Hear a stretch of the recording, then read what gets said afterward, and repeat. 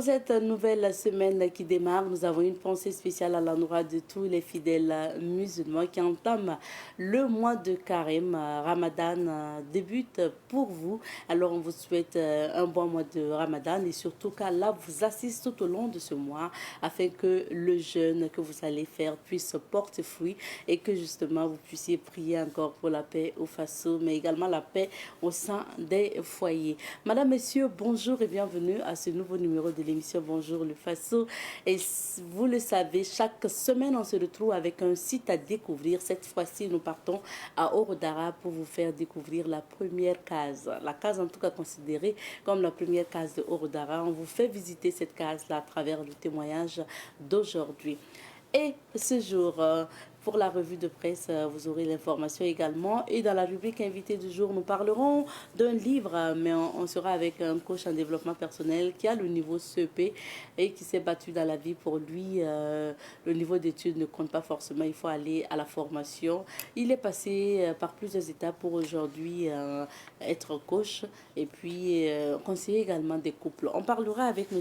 Ousseini Seogo qui sera là pour nous parler aussi de son livre intitulé Lumière et réussite.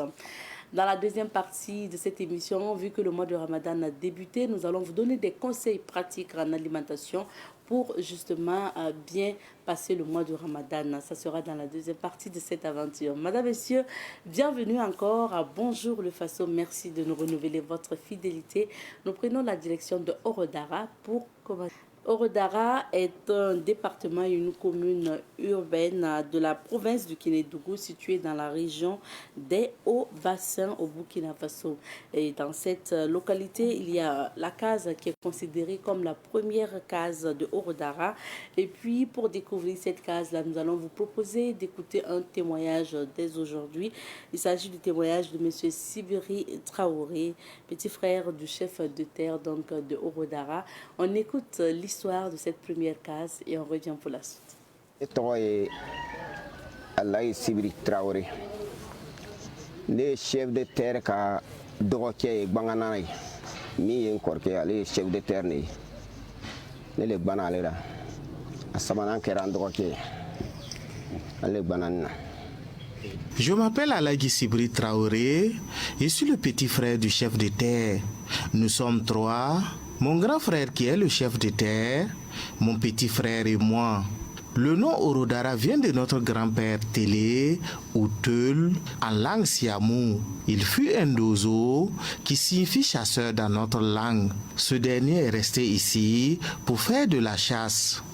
Le bassin que vous voyez juste à côté était une mare qui regorgeait de beaucoup de poissons et nous avons trouvé la mare à notre naissance. À l'époque, nous pêchions du poisson. Malheureusement, aujourd'hui, la mare a tari. C'est dans cet endroit que le grand-père était logé, peu de temps après que son petit frère soit venu le retrouver.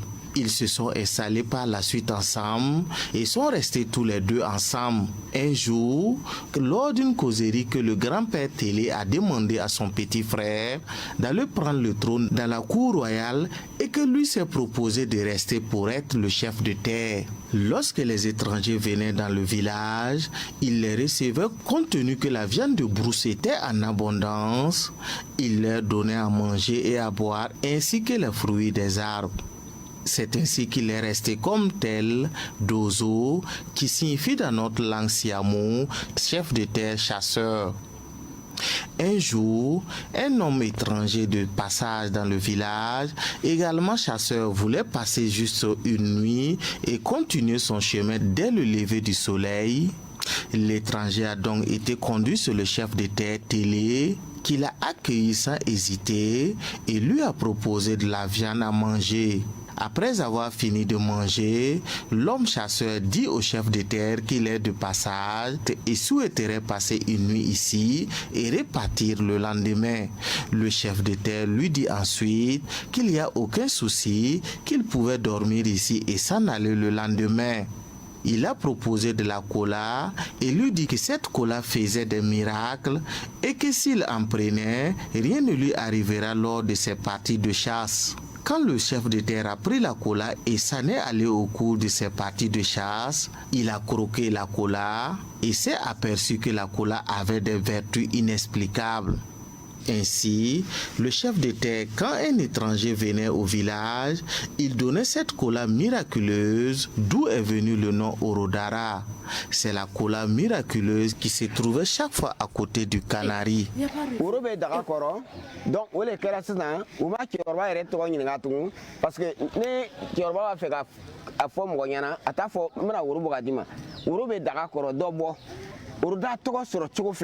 nous débutons cette revue de presse avec le journal La Cohésion pour commencer.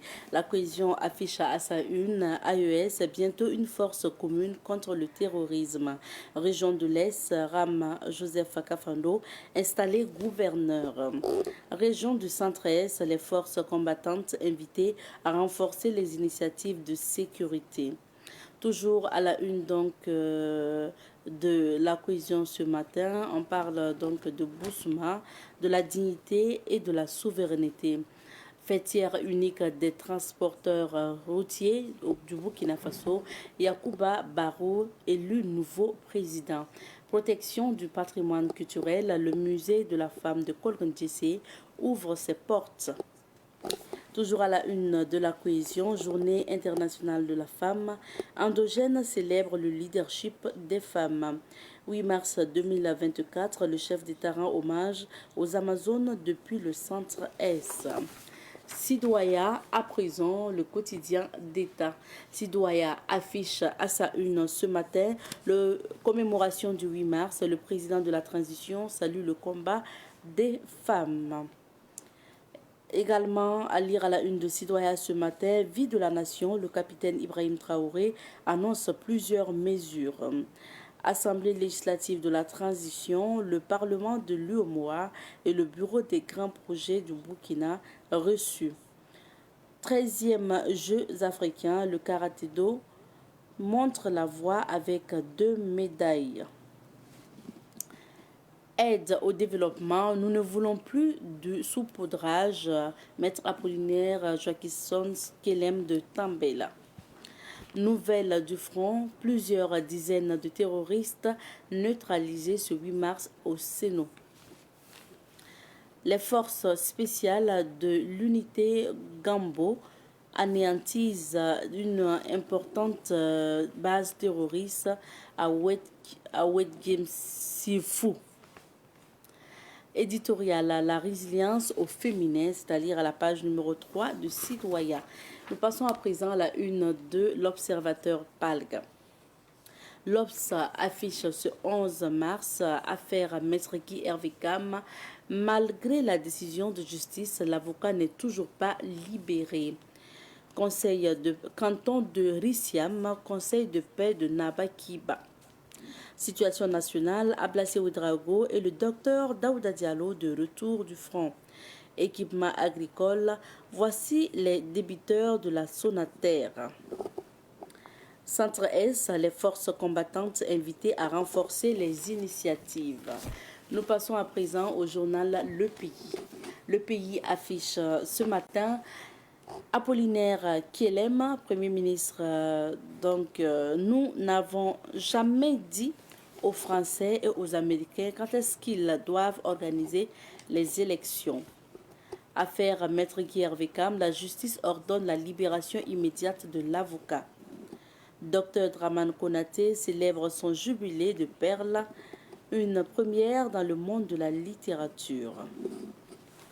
Corruption dans l'administration publique, l'ex-PDS, le secrétaire général de la mairie de Sapuy et autres agents publics épinglés par l'ASELC. Confidence du week-end, gratuité des soins, des centres de santé invités à suspendre temporairement sa mise en œuvre. Fadangourma, des resellers d'engrais et leurs fournisseurs aux arrêts. Toujours à la une du pays ce matin, conduite de la transition, les leaders religieux et coutumiers du Centre-Est saluent les actions du chef de l'État à lire à la page 8 de Le Pays ce matin.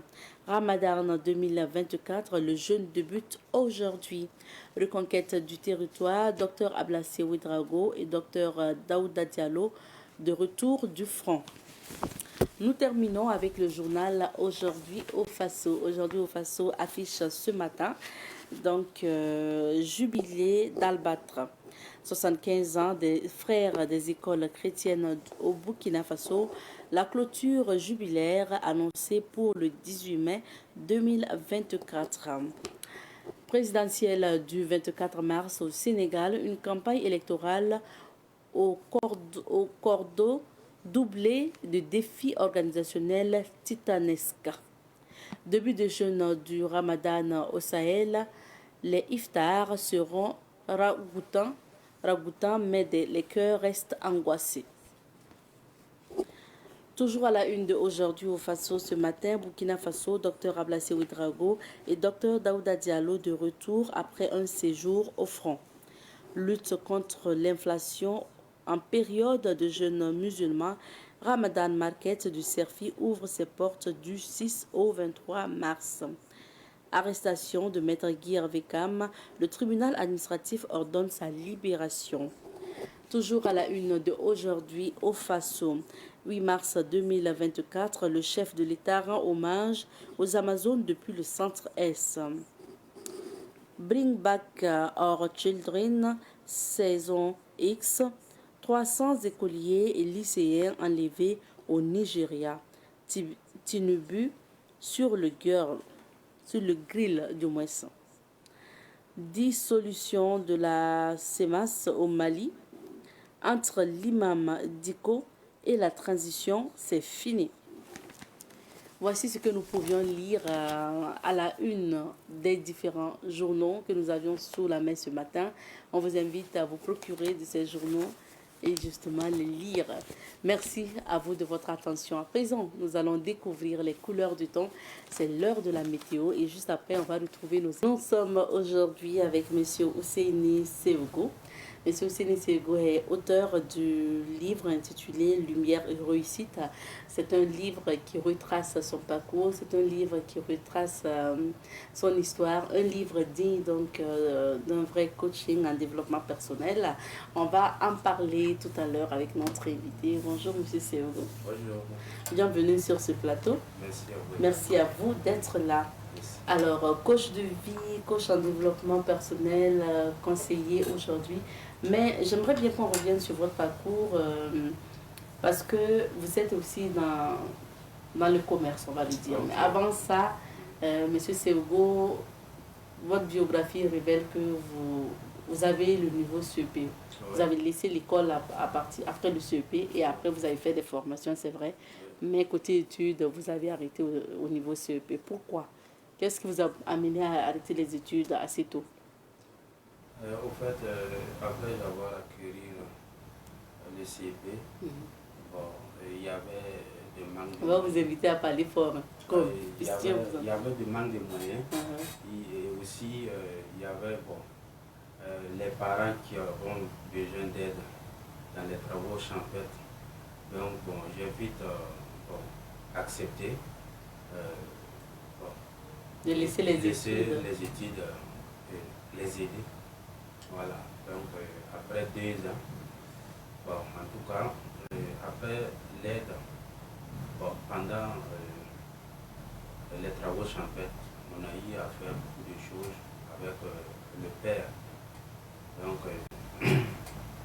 jusqu'à il m'a promis un jour même de faire tout ce que je voulais après les travaux.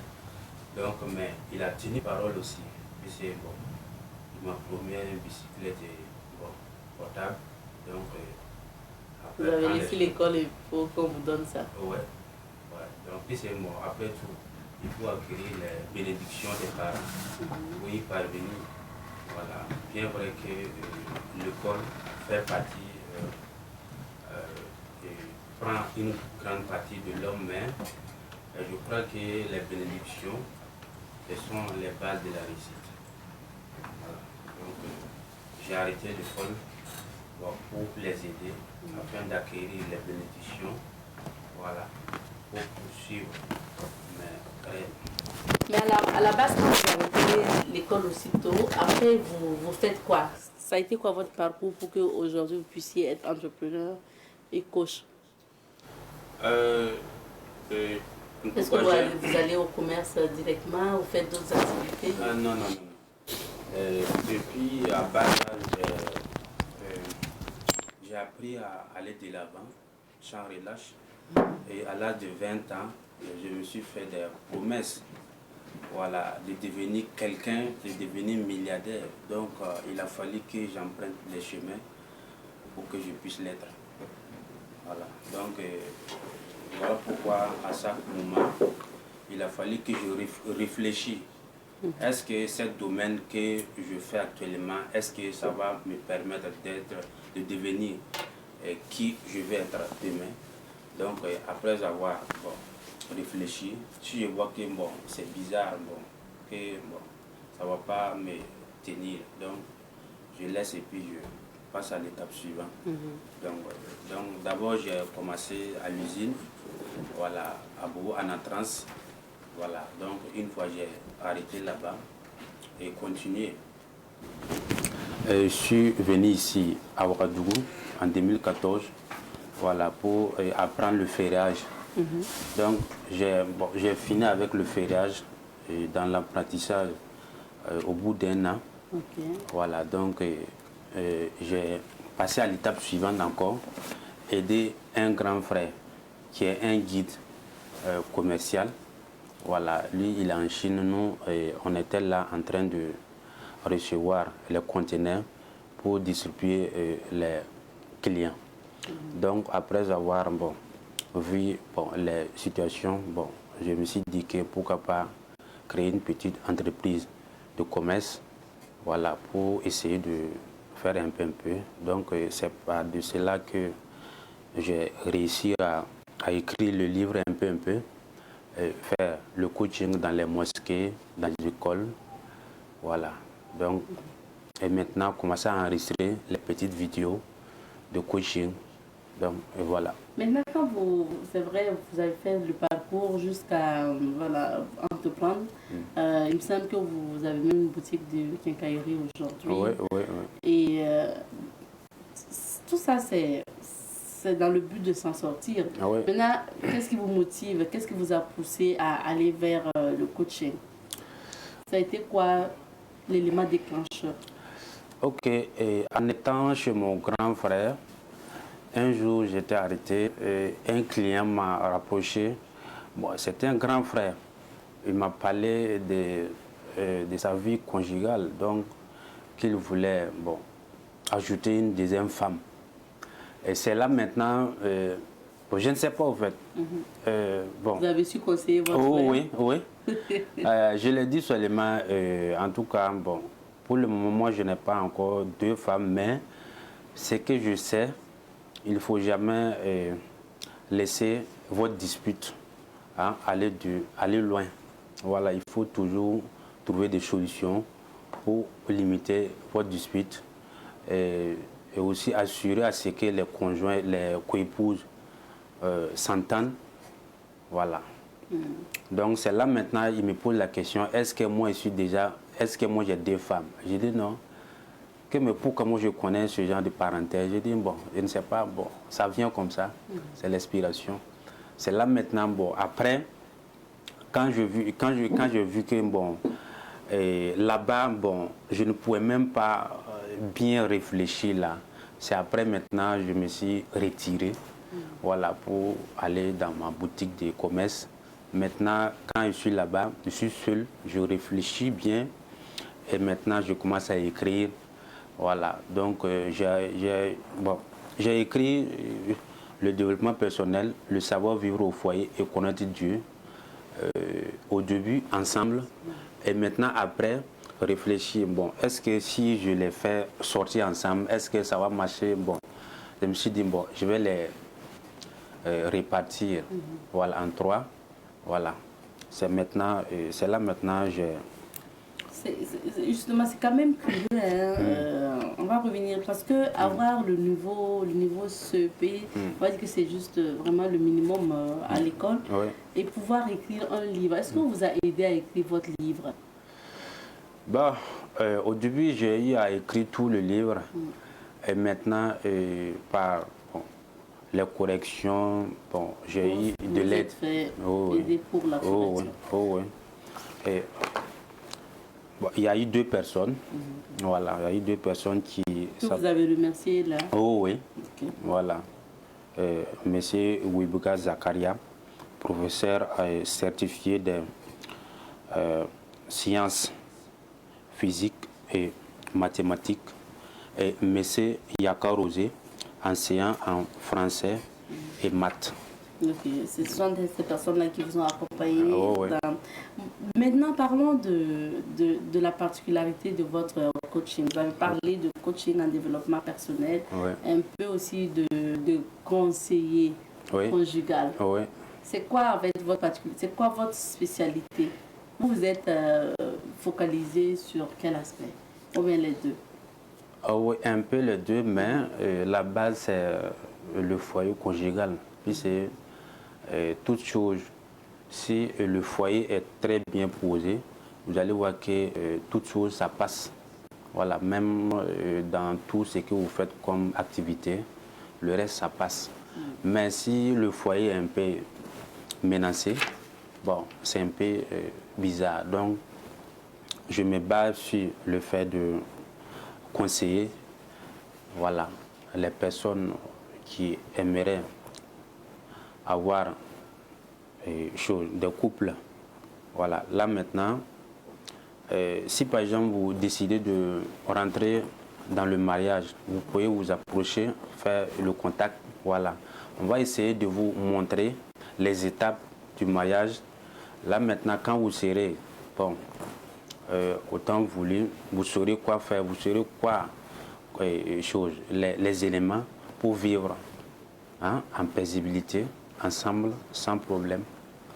Est-ce que pour pouvoir donner les conseiller des couples, suivre des couples ou encore donner des conseils pour que ces personnes puissent s'en sortir, vous avez eu à faire des formations? Non. C'est un don de Dieu. Oui, c'est un don de Dieu. Puis ça vient souvent quand je suis seul en réfléchissant, ça vient.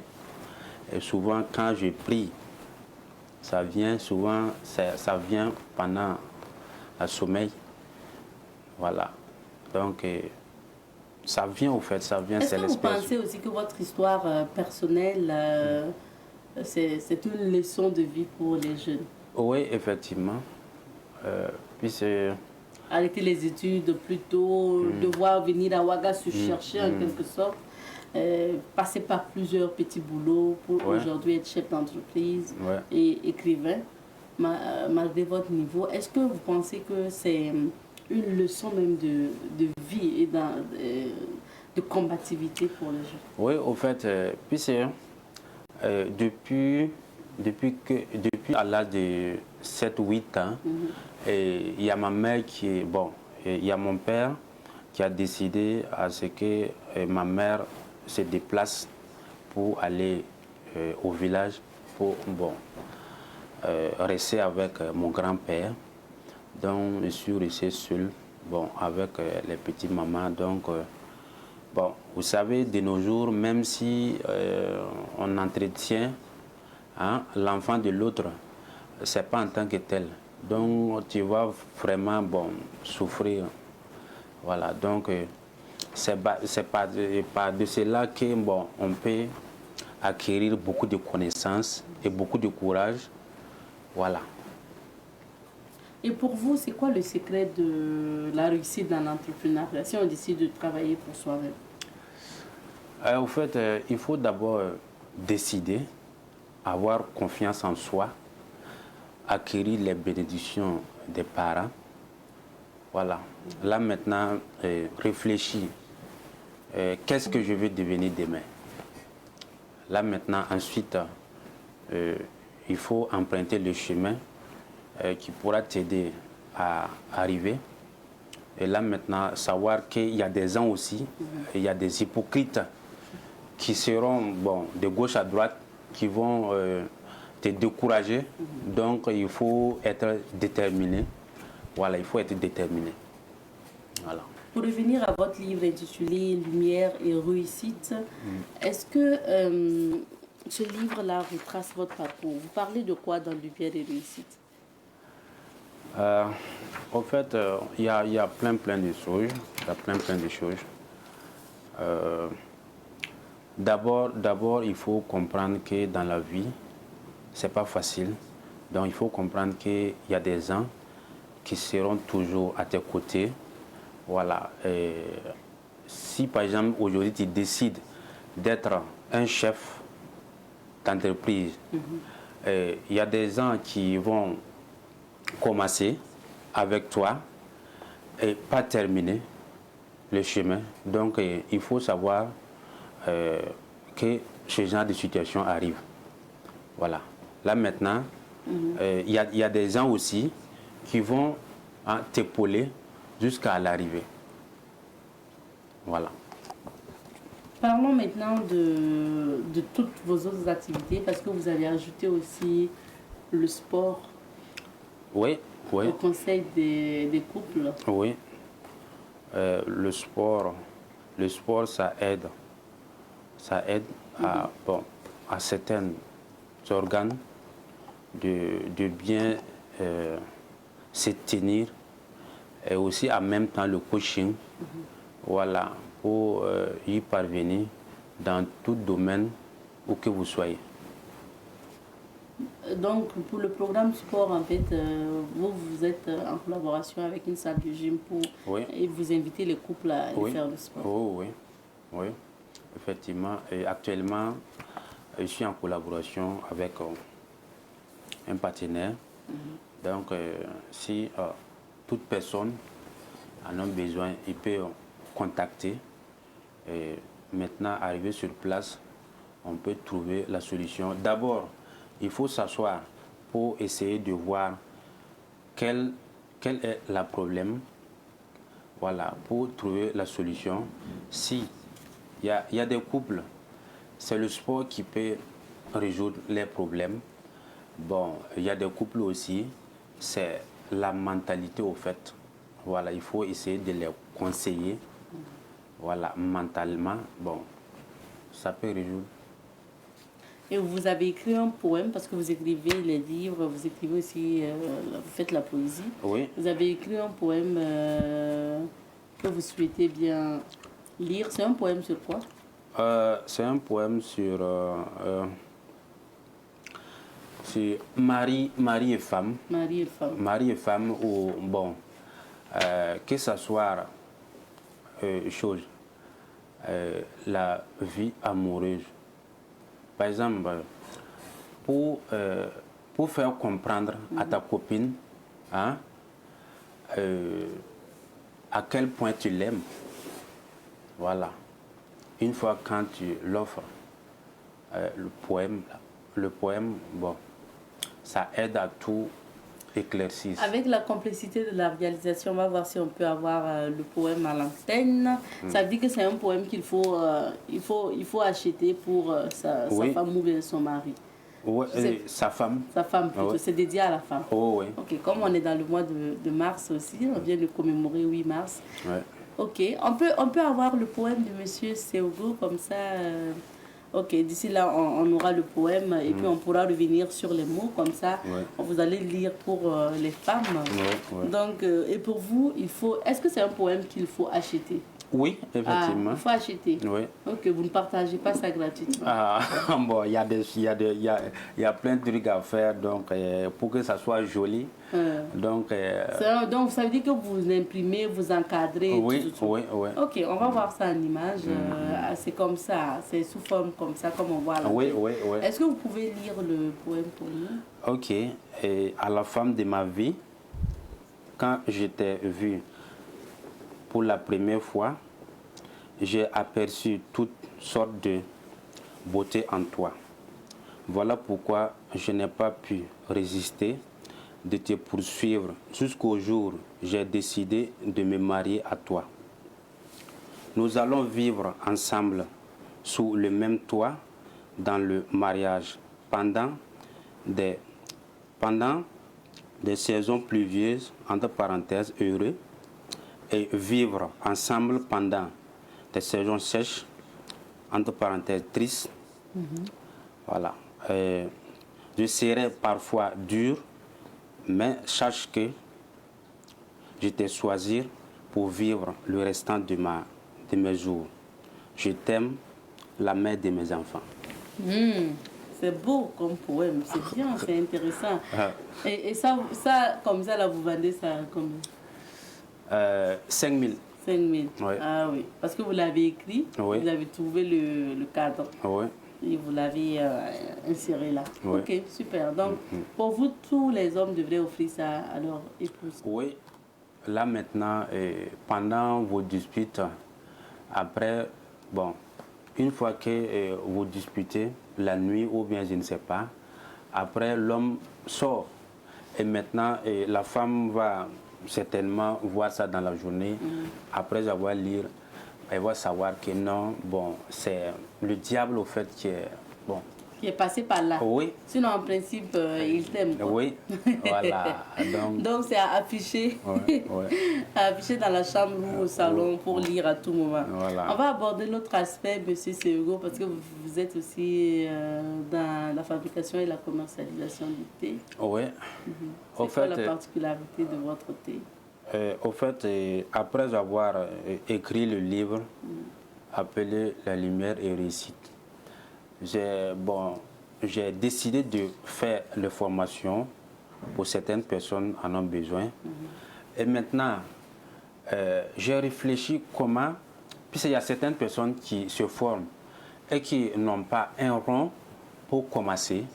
Là maintenant, bon, je me suis dit que bon, je vais créer quelque chose, voilà, pour ces personnes-là. Voilà, là maintenant, quand tu viens, je te forme. Et maintenant, si tu n'as pas des sous pour commencer ton entreprise, voilà, tu peux déjà commencer par le thé. Donc, voilà pourquoi j'ai fabriqué le thé, appelé Thé King BF. Voilà. Vous dites que c'est un thé naturel. Oui, thé naturel 100% à base de quinqueliba. Voilà. Donc, l'avantage, c'est... L'avantage, c'est anti-palu, ulcère, colopathie, nettoie le sang, augmente le sang. Bon, en fait, faiblesse sexuelle, pourquoi pas. Donc, c'est un thé qui a plusieurs vertus. Oui, oui. Alors, est-ce que M. Seogo a des activités à venir? Vous avez des séances de formation ou encore d'autres activités? Ah oui. Des jours à venir, oui, des semaines? J'ai des séances de sport et aussi,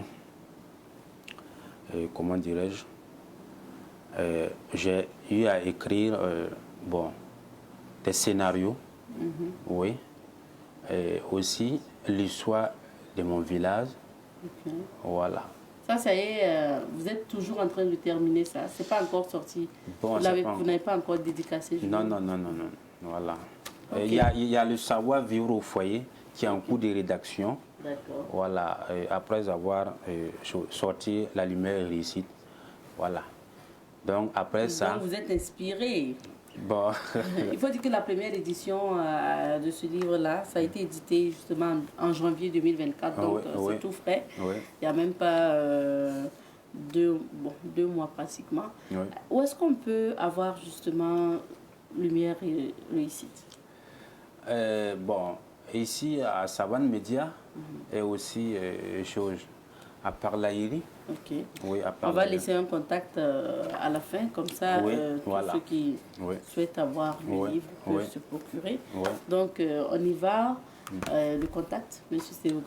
Le contact c'est 78 15 91 59 ou le 74 12 69 57. Merci bien. Et on a fini notre temps. Qu'est-ce que vous pouvez ajouter pour les téléspectateurs?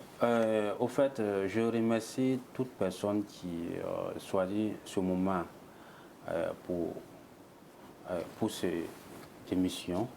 Et aussi, je remercie tous ceux qui tous ceux qui grouillent pour que Savane Média aille de l'avant. Merci. Voilà, tous les collaborateurs, surtout PDG, tout au fait, voilà. Nous, on souhaite bon vent pour votre livre et voilà vos activités, parce que vous êtes dans plusieurs activités, Monsieur Sego. Bon vent, bonne chance à vous. Merci beaucoup. Merci. Restez avec nous. Je rappelle que M. Ouseni Sego est auteur du livre intitulé Lumière de réussite. Il retrace son parcours dans ce livre-là. Vous pouvez justement le lire. On s'arrête ici pour cet entretien. On marque une petite pause et on revient pour la suite. Et pour la suite, nous allons donner des conseils pratiques aujourd'hui aux musulmans qui entament le mois de jeûne aujourd'hui. Et justement, c'est important de savoir bien s'alimenter, se nourrir en ces temps de carême. On y va. Nous recevons sur ce plateau M. Baka Alassa. Je rappelle, vous le connaissez maintenant sur ce plateau. Il est le représentant du service international Vie et Santé qui est dans la commercialisation des livres sur les aliments et sur la santé, les aliments à consommer, voilà. Bonjour Monsieur Baka. Bonjour Madame Minikema. Bienvenue sur notre plateau. Vous êtes venu accompagné de Monsieur Sadio Maïga, il est naturopathe. Bonjour. Bonjour Madame Minikema. Bienvenue à tous les deux sur ce plateau. Merci. Monsieur Baka, je le disais tout à l'heure, vous êtes le représentant du service Vie et Santé. Pourquoi vous avez décidé de parler du thème en lien avec le jeûne? Ok, nous avons pris le thème santé, alimentation, santé et le jeûne. Et comme nous sommes dans la période du jeûne, nous avons voulu aborder ce thème, alimentation et la santé pendant le jeûne. C'est important. C'est un thème important. Alors, quand on parle de jeûne, il s'agit de quel type de jeûne? Parce que pour l'actualité, on sait que ce soit les chrétiens, les musulmans, ils sont tous en jeûne actuellement. C'est un jeûne du jour où on commande du l'aube au coucher du soleil, où durant le temps on mange la nuit. Ok, c'est notamment le jeûne musulman. Donc qui a débuté aujourd'hui. Alors, après combien de temps on peut considérer justement que le corps est en jeûne psychologiquement? Le corps est en jeûne psychologiquement après 8 heures de temps. Lorsqu'il épuise les dernières physiquement, lorsqu'il épuise les derniers nutriments de l'intestin. Donc physiologiquement, c'est quand après 8 heures de temps, le corps a épuisé. Donc si vous faites 8 heures de temps sans manger ni boire, le corps épuise en fait les aliments. Merci. Ok, d'accord, c'est bien à savoir. Donc ce n'est pas forcément, d'accord, 8 heures de temps. Même si vous faites 8 heures de temps sans manger ni boire, même si vous n'avez pas attaché la bouche comme on le dit, vous avez fait un jeûne physiologiquement. Monsieur Maïga, vous êtes naturopathe, je le rappelle. Est-ce que vous pouvez nous donner une idée aussi sur l'adaptation, les adaptations qui surviennent au niveau du corps pendant le jeûne? Oui, pendant le jeûne, il faut savoir que le corps va essayer de faire une adaptation et il y a principalement 2 phases. Donc la première phase même, c'est la phase d'adaptation physiologique. En général, lorsque nous mangeons, dans les minutes qui suivent, le taux de sucre dans notre sang va être élevé. Donc le corps va produire une hormone qu'on appelle l'insuline pour essayer de baisser le taux de sucre en permettant à ce sucre-là de passer du sang à nos cellules, soit pour être utilisé ou pour être stocké. Voilà, donc ce qui se passe dans les 10 premiers jours où on entre en jeûne, chaque fois, lorsqu'on mange, l'insuline va être élevée et ça va diminuer le taux de sucre dans notre sang. Immédiatement, on va avoir une hypoglycémie. Ça veut dire que le taux de glycémie, de sucre va baisser dans le sang et on va sentir de la fatigue. Ce qui fait que durant les 10 premiers jours, bon, ça semble un peu pénible puisque le corps est en train d'aller dans la phase d'adaptation. Et après les 10 jours maintenant, on atteint une phase qui est une phase d'équilibre. En ce moment, vous allez voir que la personne ne ressent plus en fait la lourdeur du jeûne comme lors des 10 premiers jours. Voilà brièvement ce qu'on peut dire. Les 10 premiers jours. Moi, on va revenir sur l'importance de l'eau et des boissons tout à l'heure, mais j'aimerais bien qu'on attaque les aliments.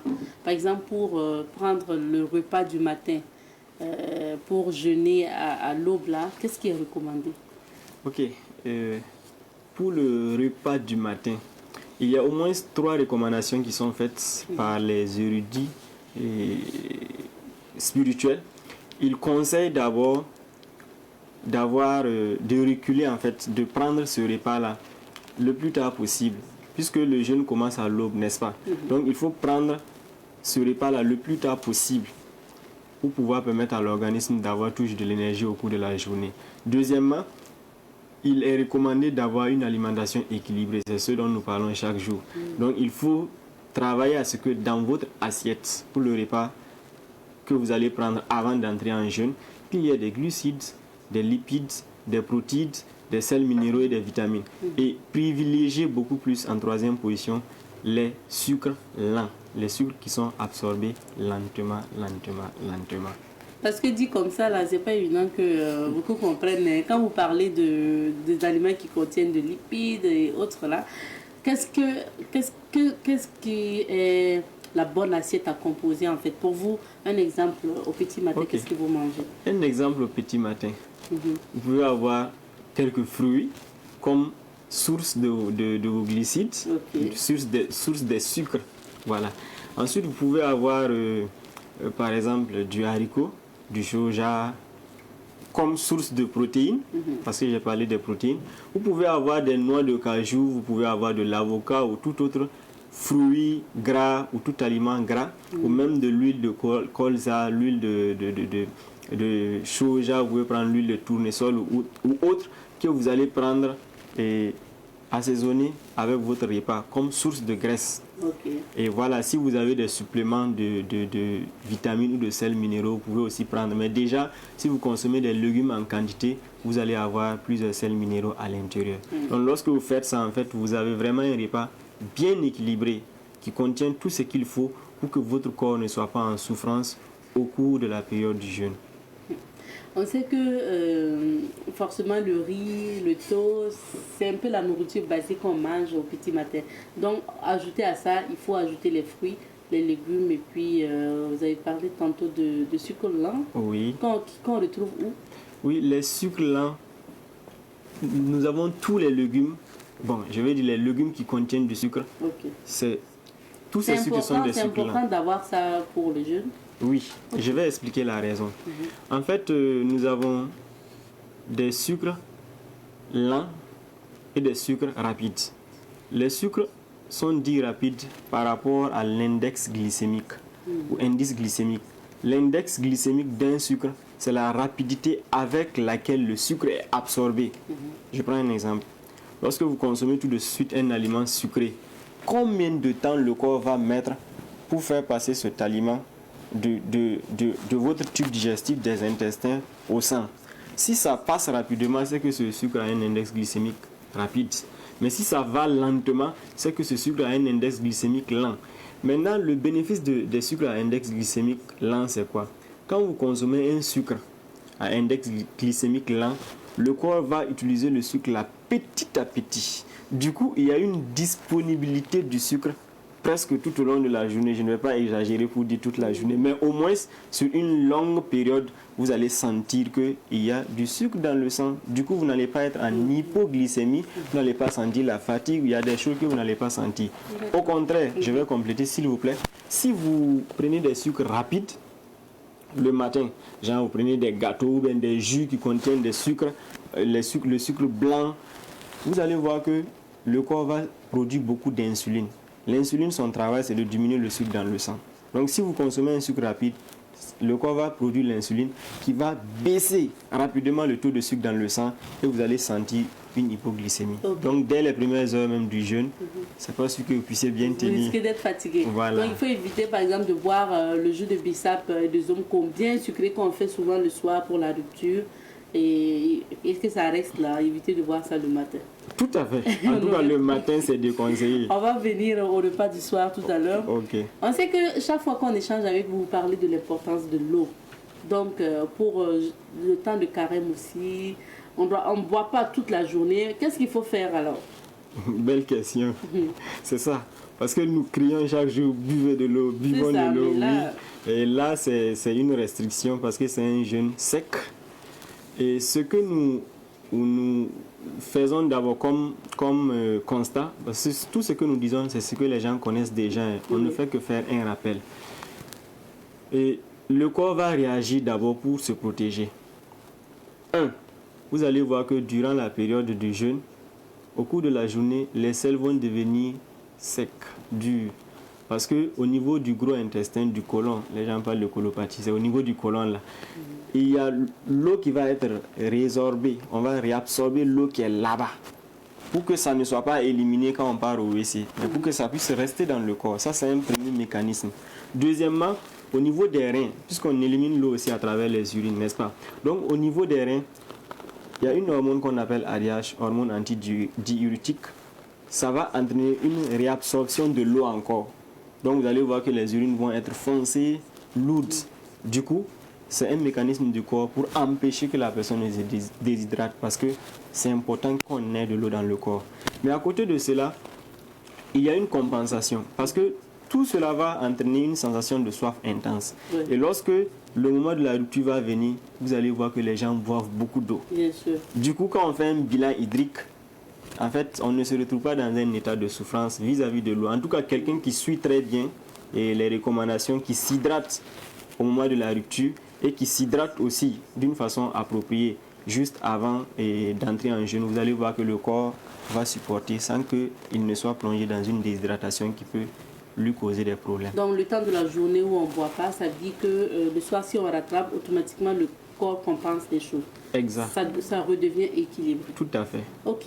Maintenant, il y a certains qui pensent qu'au petit matin, quand on finit même de manger, il faut bien boire. Boire à tel point qu'on voit que le ventre même résiste à peine et tout, pour éviter d'avoir soif la journée. Est-ce que ça peut aussi continuer? Bon. Beaucoup boire le matin, ça va vous empêcher d'avoir soif au cours de la journée? Bon, ça n'empêche pas forcément d'avoir soif au cours de la journée. Mais lorsque vous décidez de boire l'eau, il faut véritablement faire attention. Parce que si vous consommez de l'eau au même moment que vous êtes en train de prendre votre repas avant d'entrer en jeûne, vous allez rallonger le temps de digestion. Vous pouvez faire, bien que vous soyez en jeûne, vous pouvez faire des ballonnements. Vous pouvez faire, bien la constipation, ça, à cause du fait que vous ne buvez pas l'eau même, ça peut venir. Mais vous pouvez faire des troubles digestifs. Donc, ce qui est conseillé, si vous souhaitez boire de l'eau, s'il vous plaît, buvez de façon raisonnable. Okay. Ce n'est pas la peine de boire jusqu'à ce qu'on ne soit plus en mesure de respirer parce qu'on pense qu'en faisant ça, le corps va. Non. Dans les heures qui suivent ou les minutes qui suivent, même si vous buvez l'eau en excès, vous allez aller uriner ça. Donc, c'est juste de l'eau que vous avez pris, mais ça ne va pas vous accompagner au cours de la journée. Donc, buvez juste de façon raisonnable. Alors, on va continuer maintenant sur la rupture. Après, on va revenir à l'importance des autres aspects. Pour la rupture maintenant, en tant que naturopathe, qu'est-ce que vous conseillez comme nourriture et comment même bien rompre? Ok. Et j'ai l'habitude de dire que le jeûne du Ramadan tel qu'il est pratiqué, c'est juste une inversion en fait des choses. Puisque à la rupture, il y a d'abord un petit repas qu'on prend. Généralement, ce sont des boissons. Donc, c'est sous forme de petit déjeuner. Je considère ça comme étant le petit déjeuner. Après la prière, on va revenir pour prendre le repas consistant. C'est comme si c'était le déjeuner. Et le matin, avant de commencer le jeûne, on prend un troisième repas. Donc, les trois repas, en fait, sont toujours conservés. Voilà, c'est pas la peine de se gaver entre ça. Et ce qu'on recommande, c'est quoi? Dès que vous voulez faire la rupture, là, il faut prendre des aliments à index glycémique rapide, contrairement à ce qu'on avait dit le matin. Parce que si vous prenez, ça va rapidement approvisionner votre cerveau et vos muscles en sucre pour que l'organisme puisse récupérer toute l'énergie qui manquait au cours de la journée. Et parmi ces aliments, je conseille les dattes, déjà que les musulmans consomment bien les dattes. Ça, c'est recommandé pour la rupture. Merci. Donc, vous prenez déjà 3 dattes, ça correspond à une portion de fruits. Et les dattes ont un index glycémique qui va de 70 à 100%. Ça veut dire que c'est rapidement absorbé. Et ça contient du fructose, le sucre des fruits, que le cerveau va utiliser vraiment pour récupérer rapidement. Les muscles aussi vont utiliser ça. Donc, après cela, vous pouvez consommer un jus selon votre choix. Mais on conseille juste au moment de la rupture de consommer véritablement des aliments qui vont vous hydrater. Les jus. n'en consommez pas en excès. Vous consommez juste en petite quantité. Le temps d'aller faire la première prière et puis revenir, il y a déjà... Ça, c'est déjà, je ne vais pas dire digérer, mais quand même, vous allez sentir que le corps est prêt maintenant pour recevoir un repas un peu plus consistant. Et vous consommez ce repas, s'il vous plaît, c'est bon. N'ajoutez rien encore. C'est-à-dire, ce n'est pas la peine de grignoter dans la nuit jusqu'à l'aube. Non, non, non, ça ne va pas vous être utile. Ça va pour rattraper forcément. Merci, il faut juste respecter. Prenez les 3 repas là au cours de la nuit. Ça veut dire du temps de la rupture jusqu'au moment où vous allez vous apprêter pour entrer encore dans le jeûne. 3 repas, s'il vous plaît. Pas d'excès. Il y a des gens qui boivent des jus vraiment très sucrés et autres. Bon, ça fait qu'à la fin du jeûne, vous allez voir que certaines personnes réveillent leur maladie. Alors on ne peut pas tout dire, mais c'est le minimum qu'on puisse dire par rapport à cela. Donc pour le jus naturel, après on va avoir les conseils certainement avec Papa Baka. Et pour les jus, c'est bien de le faire soi-même et surtout bien doser en ce qui concerne le sucre. C'est ça aussi. Tout à fait. Donc pour ne pas réveiller des maladies comme vous le dites. C'est ça.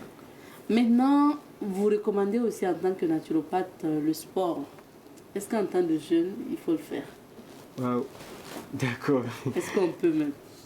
Merci pour la question. C'est une question très pertinente. Et pour le sport, bon, on ne peut pas dire qu'il ne faut pas faire le sport, puisqu'il y a des gens pour lesquels même le sport, même c'est leur profession. Il y a beaucoup de sportifs, n'est-ce pas, qui font la compétition, c'est dans ça qu'ils mangent. Donc imaginez dire à cette personne, pendant 30 jours, ne fais pas de sport, leur performance risque de baisser. Donc on ne déconseille pas, on n'interdit pas de faire le sport pendant la période de jeûne, mais le temps, il ne faut pas mettre cette activité physique intense là le matin, dans les premières heures du jeûne. Même si on veut faire des étirements et autres, c'est possible. Mais si on veut faire une activité physique intense, c'est recommandé de faire ça juste avant la période de la rupture. Là, les quelques énergies qui vous restent, si vous voulez, vous pouvez les épuiser, puisque tout à l'heure, vous allez reprendre de l'énergie. Donc, ce n'est pas interdit de faire, mais il faut savoir à quel moment est-ce qu'il faut mettre ça. Et aussi, après la rupture, vous pouvez faire de la marche et autres, pour même aider le corps à digérer rapidement. Ok. On sait que le temps de carême cette année, il va faire encore chaud, parce que nous sommes en mars. Je pense que l'année passée, c'était autour d'avril même. Donc, mars, et on va entrer en avril pour ce temps de carême-là. Quand il fait chaud comme ça et que vous êtes en carême, quels sont les conseils aussi que vous pouvez donner aux téléspectateurs? Bon, les conseils, c'est de travailler à réduire au mieux tout ce qui peut entraîner les pertes en eau. Voilà, si vous n'avez pas une activité qui vous oblige à être dehors, sous le soleil, ce n'est pas la peine de vous exposer au soleil. Voilà, et tout ce qui peut amener une déperdition de l'eau ou d'énergie, si vous pouvez éviter cela, évitez. Faites rien que ce qui est nécessaire. Et là, le corps va utiliser juste l'énergie nécessaire pour fonctionner et vous allez conserver vos forces. Malgré le fait qu'il fasse chaud, vous n'allez pas trop ressentir les effets du jeûne. Et parlons maintenant, parce que le thème aujourd'hui, c'est l'alimentation en temps de carême. On s'intéresse aussi à la santé surtout. Et quels sont les conseils à donner aux téléspectateurs en matière donc, de santé? Ok. Il y a beaucoup de points. Je ne sais pas sur quel point spécifiquement. Par exemple, Ramadan et perte de poids. Ok. Parce que bon, il y a des gens, après le jeûne, naturellement, ils se disent qu'ils vont perdre en poids. Ok. Donc, pour le Ramadan et la perte du poids, il y a beaucoup d'institutions islamiques qui ont montré que durant le mois de Ramadan, il y a une légère perte de poids, et surtout marquée chez les Asiatiques. Mais après, il y a une prise de poids. C'est le constat qui a été fait. Voilà, parce que bon, je ne sais pas si les gens après le mois de Ramadan, ils vont chercher à faire un rattrapage ou bien c'est quoi, mais beaucoup de personnes prennent du poids après cette période. Donc ce qu'on peut déjà conseiller, vraiment faites attention.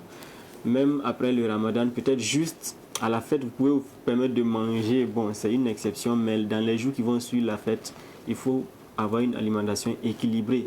Parce que si vous avez pu perdre un peu de poids, surtout pour ceux qui cherchent à perdre du poids, pendant le mois de Ramadan, ça va être bénéfique pour votre organisme. Essayez de maintenir. C'est maintenir maintenant. Voilà. Après Ramadan, il faut maintenir. Exactement. Il y a des groupes spécifiques aussi, hein, puisqu'on parle de la santé, les femmes enceintes, donc les femmes allaitantes, et puis par exemple les personnes qui souffrent donc d'une maladie comme soit la tension, soit le diabète. Quels sont les conseils aussi à l'endroit de ces personnes-là, de ces groupes spécifiques pour le mois de jeûne? D'accord. D'abord pour les femmes enceintes, même si elle est bien importante, le fait de faire le jeûne est associé à plusieurs risques. Ouais, ça peut augmenter les nausées, les vomissements, l'anémie, et elle peut même faire des infections urinaires. Parce que vous savez, je parlais de la déshydratation qui fait qu'on n'urine pas assez, les urines sont foncées. Chez la femme comme chez l'homme même, si on n'urine pas régulièrement, les germes, les bactéries peuvent se concentrer là-bas et puis favoriser les infections urinaires. Donc voilà quelques risques en fait que la femme peut avoir. Et au niveau de son fœtus aussi, il peut avoir des problèmes respiratoires ou des problèmes on va appeler ça une souffrance fœtale. Le fœtus aussi peut souffrir. Et même ça va présenter un risque élevé de mortalité, aussi bien pour l'enfant que pour la maman. Parce que nous savons très bien que les deux là sont liés. Et vous avez parlé de femmes allaitantes. Ok. Donc pour les femmes allaitantes aussi, il y a une diminution de la production du lait. Lorsqu'elle va entrer dans une période de jeûne, ça va jouer aussi d'une façon ou d'une autre sur la croissance de l'enfant. Surtout si l'enfant a moins de 6 mois, vous savez qu'il n'y a pas eu de sévrage d'abord, il n'y a pas eu l'introduction. Et il n'y a pas eu l'introduction d'autres aliments. Voilà, c'est le lait maternel. Et donc il y a des risques à ce niveau aussi. Tout à fait. Et les personnes souffrant de diabète, hypertension? Pour les personnes qui souffrent de diabète, le jeûne peut être à l'origine d'une hypoglycémie. Voilà, vous savez, les gens qui souffrent de diabète, c'est vraiment un mal qu'on redoute, qu'ils tombent dans une hypoglycémie qui va conduire dans un coma. Ça arrive. Donc, il faut vraiment prendre des précautions. C'est juste un exemple que j'ai cité, sinon il y a d'autres choses qui peuvent survenir. Mais c'est un exemple le plus fréquent, c'est l'hypoglycémie qui peut les conduire même dans un coma. Donc, il faut vraiment prendre les précautions avant d'aller dans le jeûne.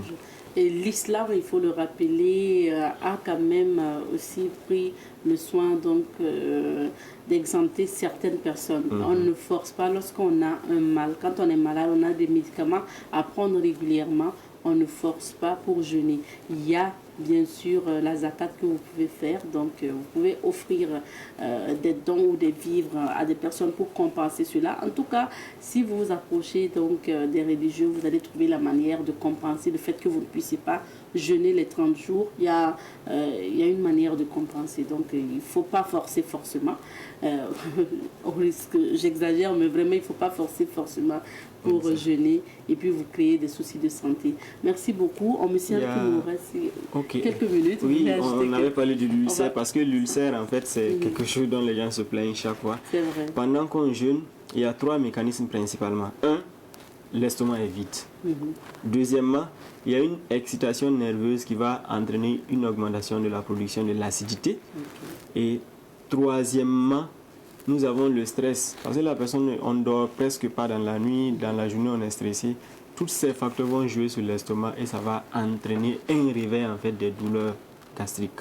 Si malheureusement, voilà, pour ceux qui souffrent d'ulcères, si malheureusement il y a la bactérie qui cause les ulcères qu'on appelle Helicobacter pylori, vraiment la personne peut réveiller son ulcère. Mais de tout ce dont on a parlé, je crois que vous l'avez bien dit, approchez les leaders religieux et approchez aussi des spécialistes en santé qui vont d'abord essayer d'évaluer votre cas et puis voir s'ils vous conseillent d'aller dans le jeûne ou s'il vous conseille de vous en abstenir. D'accord. On termine avec M. Baka. Est-ce qu'il y a maintenant des livres à recommander aux téléspectateurs? Merci Abzeka pour cette belle question.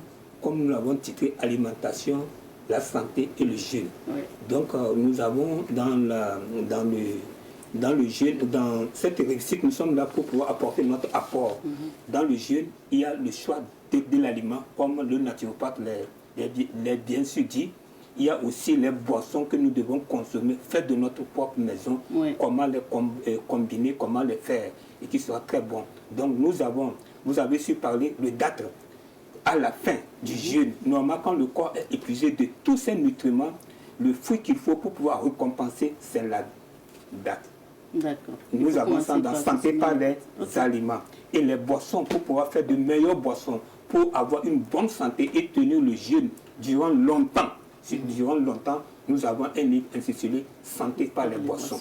À composer, je le rappelle, ce livre, c'est des jus naturels. Naturels que vous pouvez composer selon vos mots et comment vous adapter. Oui. Ce livre vraiment aidera beaucoup de personnes qui veulent tenir le jeûne sur longtemps. Je vais préciser, sur longtemps. Et maintenir une bonne santé. Alors, Papa Baka, on va rappeler où est-ce qu'on peut avoir ces livres. Et ces livres sont disponibles, comme aujourd'hui nous le disons, nous avons nos contacts. Nous pouvons contacter le numéro 75 60 79 50. On peut aussi contacter le numéro 75 58 77 95. C'est le numéro WhatsApp. Et vous pouvez avoir ces ouvrages-là. Quand vous appelez ces numéros, vous les aurez. Merci beaucoup. Merci à vous, M. Maïga, d'être passé. Merci à vous aussi, merci M. Baka, d'être passé. Merci pour nous avoir accompagnés. Merci. Et bon, on souhaite à tous un bon mois de jeûne. Bon mois de jeûne. Merci bien. On s'arrête ici pour l'entretien d'aujourd'hui. Et on s'arrête ici aussi pour l'émission d'aujourd'hui. Le temps est parti. À bonjour, le façon est terminé. Rendez-vous demain pour d'autres aventures. Allez, Kius. Merci pour la